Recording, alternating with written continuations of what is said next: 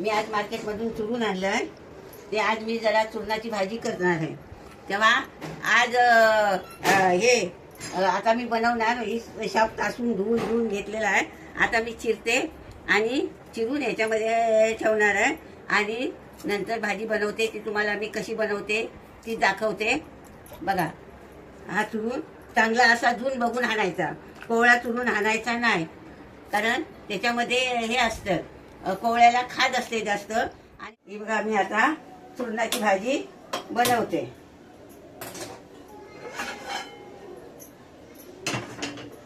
जरा कटे तापू दे। आता मी याच्यामध्ये तेल टाकले आहे। आता याच्यात राई, जिरं वगैरे, मोहरी वगैरे टाकते। 1 चमचा राई, आता राई जरा तडतड आली की मी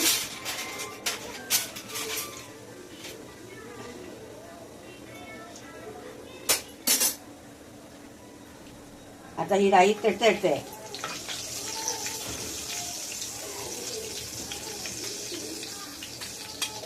आता याच्यामध्ये 1 चमचा जिरं टाकते।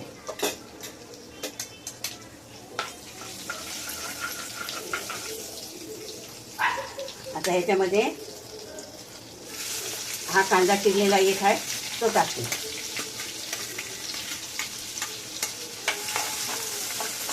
आणि ही जरा कांदा लाल होईपर्यंत जरा हे करून घेते। मी ह्याच्यामध्ये टमाटर वगैरे टाकत नाही काही। मी चिकन मागच्या व्हिडिओमध्येच तुम्हाला सांगितलं होतं की मी चिकन मटनमध्ये किंवा अशा भाजीमध्ये मी टमाटर टाकत नाही, कारण त्या भाजीला टेस्ट येत नाही आणि चव लागत नाही। तुम्ही बिना टमाटरची भाजी अशी बनवा आणि एक वेळा खाऊन बघा, मग तुम्हाला माहिती पडेल कशी याची चव आहे ती भाजीची। आज पाऊस पण जास्त पडतो आहे इकडे, काय करायचं। आता याच्यामध्ये मी अर्धा चमचा हळद टाकते,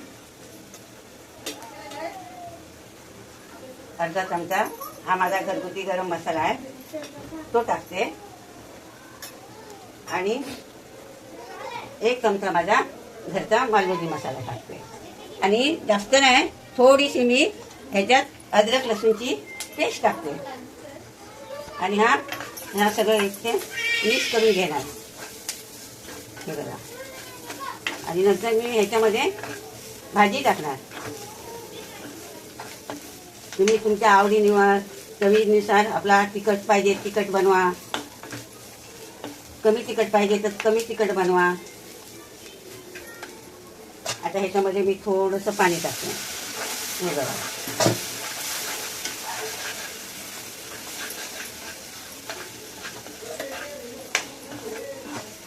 हा चांगला एकजीव झालेला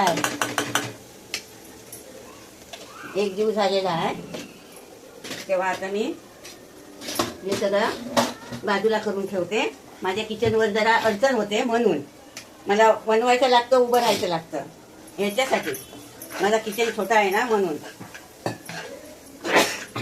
आता जरा वाफेहून काढलेली होती ही चुरणाची, कारण हा मुंबईचा पाण्यातले ओले असतात म्हणून शिजत नाही, म्हणून हे केलं मी। आता हे बघा जरा वाफेहून काढलेला आणि ह्याच्यामध्ये मी थोडंसं पाणी टाकणार। आता हा चांगला जरा जास्त शिजले आहे, त्याच्यामुळे याची भाजी ही झाली। तेव्हा मी आता ह्याच्यामध्ये थोडंसं पाणी टाकणार।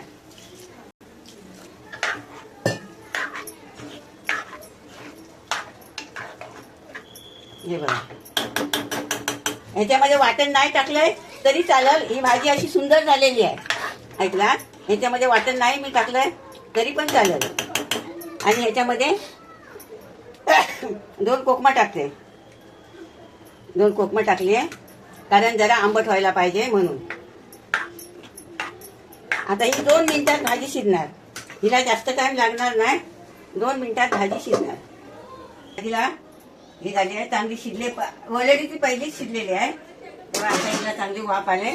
मी आता ह्याच्यामध्ये थोडंसं वाटण टाकते, जास्त टाकणार नाही, थोडंसं टाकते कारण ती भाजी जास्त ही झालेली आहे। तेव्हा मी आता हे थोडंसं वाटण टाकते. हे बघा एवढंसंच टाकलेलं आहे, कारण ही भाजी जास्त जरा शिजली त्याच्यामुळे तुम्हाला ती हे दिसणार नाही. आणि त्याच्यावर मी ही बघा ही कोथिंबीर टाकते.